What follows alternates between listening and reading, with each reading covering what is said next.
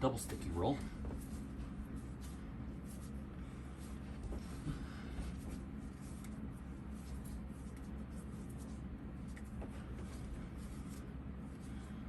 Now the first thing, after we kind of get the rolling positions down, right, where we kind of move back and forth with the little circles to kind of change it up, right, from folk sao, bong sao, ton sao, right, and then if I circle underneath and it switches, I circle underneath again, and now I'm doing ton sao, bong saos, right, good. So then the first thing is to see if this upper hand, as it's moving, can try to get in, or this lower hand, as it's moving, can try to get in into the center, right? So we just want to make sure that we're closing that off, right? That we're keeping the elbows in enough, and that our arms are forward enough that we can't get in with that folk sao. And we can't get in, of course, up here, we can't get in. But as this turns, as it starts to turn, it might create an opening. And so then that ton has to be forward enough for that not to be an opening, right? Good. And then the folk sao, forward enough, good. Because then if our center's closed off, then we can come to the outside, right? Or we'll come to the outside if we can find that, right?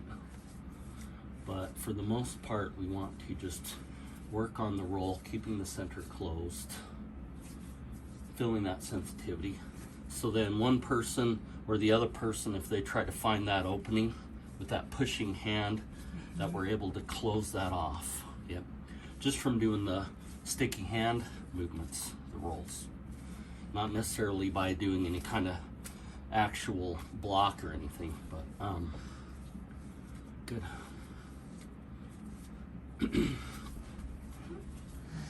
So we just try to find openings, and then you've got to try to find openings too, where I'm like leaving myself open. And of course, if somebody comes in, usually we like to come in with it, right? If they leave and move back, then we like to follow it. So it's like escorting, you know, or inviting what's coming in to come in, and then escorting what's leaving back out, right?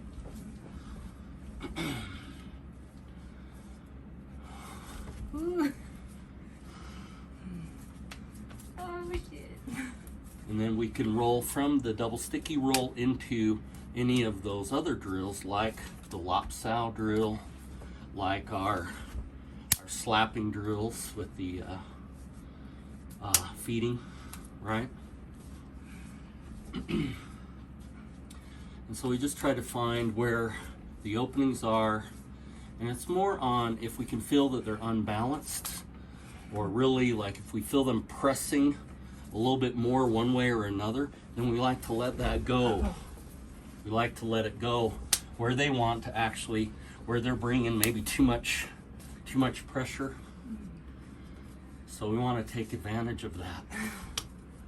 Or if they come back too far, then we'll push that in, take advantage of that. You know, if I recede too much, then you can jam that, right? Because if I get pushed, you know, pushed down, a lot of Wing Chun is just to come to the side, and it's just strange to me. So many lineages, when they're sparring, the other guy comes back, goes back, and in Wing Chun, we're not really supposed to step back.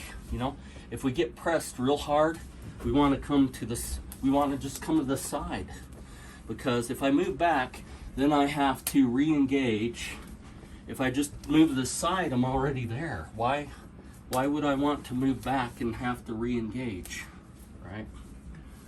So, and that's where more the light sparring comes from, is then you can disengage if you want, but we come back to sticking. If we grab, it's just a little lop, just for what we need to do, right?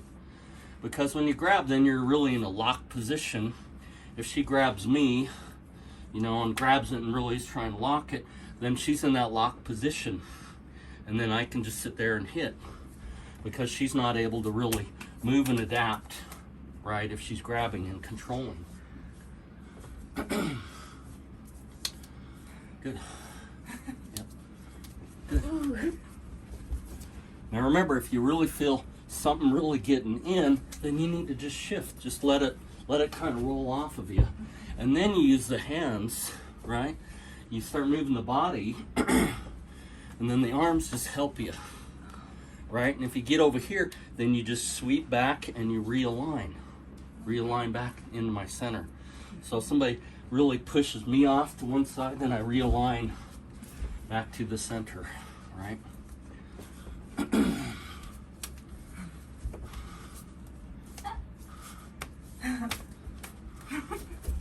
And always kind of come back to bringing your elbows into the center, because then the only thing I can do is come out here, because I can't really come in here and get you, because your elbows are in.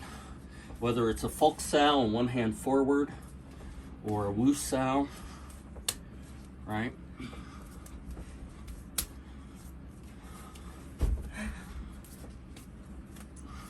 Good.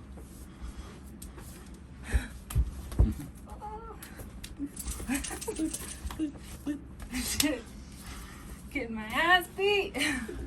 Then you can see the difference between, a lot of Wing Chun is out here and this sort of thing that they're doing, where I like to actually be in, oops, sorry, are you there? You okay? I like to actually be in a little bit more, sorry. It's okay. Mush your arm, mush your face. Got a fat lip. Uh-oh, you gotta get me one now. Nah. Giving each other's fat lips. Yep. Good. Good. Realign. Yep. Now what I want you to do is, when you get in a position like this, go 1, 2, 3. So if you get me, go 1, 2, 3. Good. Good. So kind of get me trapped up and then go 1, 2, 3. Okay. Ooh. So trap and 1, 2, 3. Good. And usually on 1 you can hit, and then you trap again, and then trap again. Okay. Good. Good. Good. I'm not very good at trapping. Yep. That way, if I'm reacting to it, then you're still kind of blocking that as you're attacking here, and you're still taking it down. Good. So I'm not just like other martial arts. They just sit there like, okay, I'm not going to do anything.